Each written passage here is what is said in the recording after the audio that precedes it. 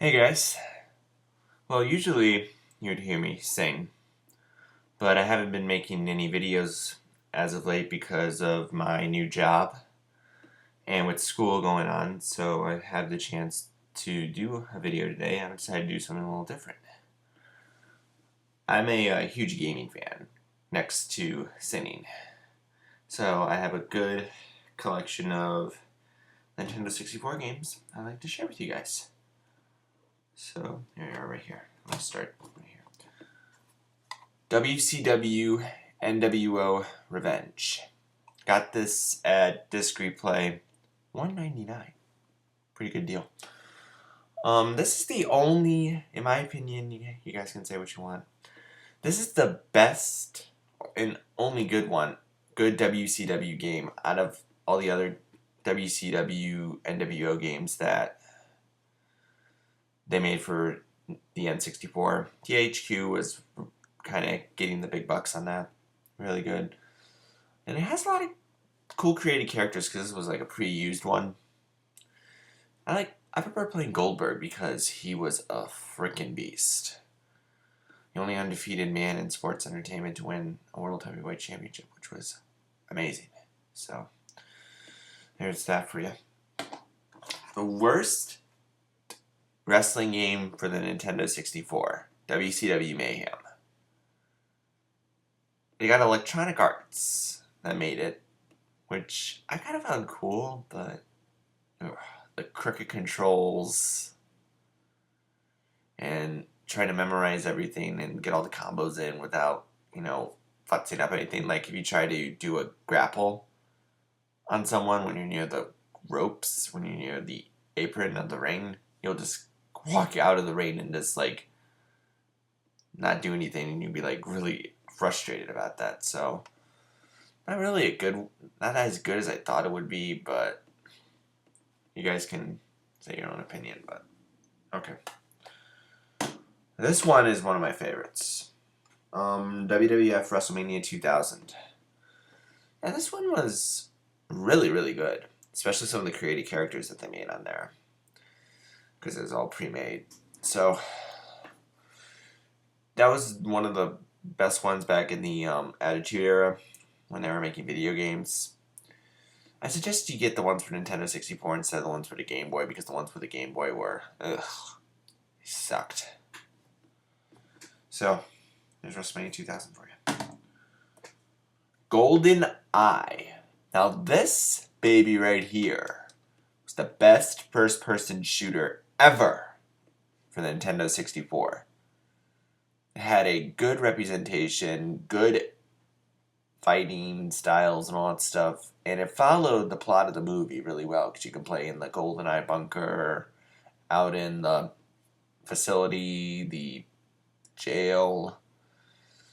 If you get the cheat codes for these, get the slow motion and all the guns and the unlimited ammo and whatnot, or like the mega cheat,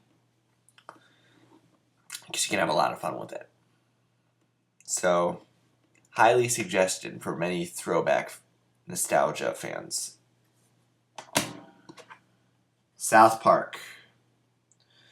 The success of GoldenEye in 1997, the following year when South Park was getting really popular on Comedy Central, Acclaim and Iguana Entertainment made this.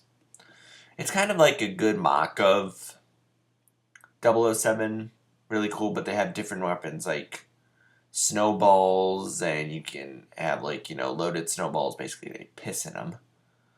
Then there was also, Terrence and Phillip grenades, and you can fire eggs from a chicken and stuff from the movie. It's pretty cool. So yeah, this is one of the good ones they have. I'm still trying to get the only other good game by South Park was Chef's Love Shack, which was kind of like a party takeoff of You Don't Know Jack. That was also made for Nintendo 64. That was also made by Acclaim and Iguana. Now it was merged as the Acclaim Studios, which is really good though. And the other one, you can guys say your opinion about it. South Park Rally. not really that good, but it was a good try on their part, but I think it was the company that made the game wasn't that good. That kind of made it that bad. I think it was like Taurus or something. Anyway, South Park for you. Jeopardy. Alright. Breezy Ob's studio has been doing a lot of, runs on this game, and I always like watching them because it's really interesting how many correct questions you can come up with, because this thing is hard. Even if you play the easy mode of the game, it's still hard. I think the only category that I could pretty much know all the answers to, in this case the questions, because you got to answer in the form of a question, was Beatles songs.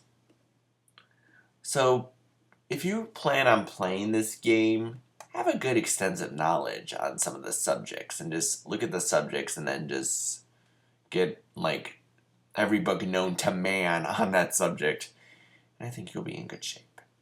So, Jeopardy for you. Wheel of Fortune. Now this was one of my favorites when I was 5, 6 years old, because my friend had this all the time because he used to rent it from Blockbuster when I was visiting him in Georgia. Shout out to him. I loved playing it so much, but when I got my Nintendo 64 at a garage sale for only like $5, pretty good bargain there. I knew I wanted to get this for my collection. Yeah, this was a really good one, actually, because you had live-action version of Vanna White. The new puzzle board had just debuted not too long ago, actually, and it was really, really good. Like, they made the sets for, like, some of the weekly sets, like, New York Week, Great Outdoors Week, and Sunset Boulevard Week, whatever. It was a really good game, but it was kind of unfortunate that GameTech, the company that was known for making game show games, filed for Chapter 11 bankruptcy the following year. And Jeopardy, actually, I forgot to add, was the final game that GameTech would make before it filed for Chapter 11 bankruptcy. Then Hasbro Interactive would take over the rights, and then they would make new versions of the games, new version of Wheel of Fortune and Jeopardy for, PlayStation and stuff, and so on and so forth. You guys know the rest. So if you're an avid real watcher, I suggest you get this game if you still have your Nintendo 64 laying around. So yeah, a lot of the puzzles are really good and stuff, so highly recommended. Next on the brigade is WCW Nitro. This sucked. That sucked. I can just put it that way. I think this was one of the first games that they made or something. And it was nothing interesting. And it was E for everyone? That kind of didn't make sense to me, to be honest with you. But it was really interesting, but the controls sucked. Plot was awesome. Controls suck. Blast Corps. I don't know really what to say about this game, to be honest with you. Very interesting and very, there are a lot of cool challenges you can do. I never really played it that much to have my personal opinion on there, but it's a very interesting game and very fun to play if you're good with, puzzle solving and stuff, so I can put it that way. Finally, Wave Race 64.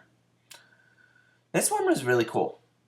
It's kind of like, Mario Kart and jet skis put together. Very interesting. It's pretty cool that the Wii had picked it up as one of the virtual console titles that you can order. And you can also, it's very fun, but you got to be really careful and just go really slow. But if you're used to the controls and stuff, it'll help you in your favor. and doing really well. So that's pretty much it. So that's pretty much all the titles I got. So hope you got a chance to see some of the games, and thanks again for watching. See ya.